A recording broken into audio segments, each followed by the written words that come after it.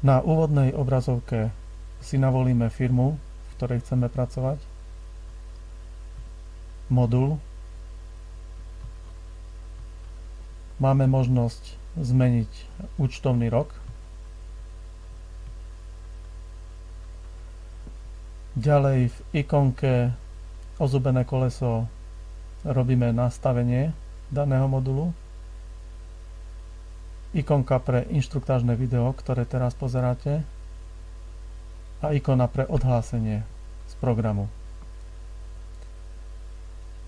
Najdôležitejšie je menu, kde vo vstupoch sa nám zobrazí ponuka formulárov na zadávanie jednotlivých dokladov. Vo výstupoch sa zobrazí ponuka jednotlivých výstupných zostav vhodných pre tlač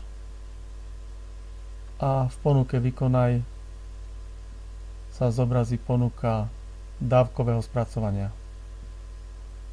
V číselníkoch sú jednotlivé číselníky pre daný modul.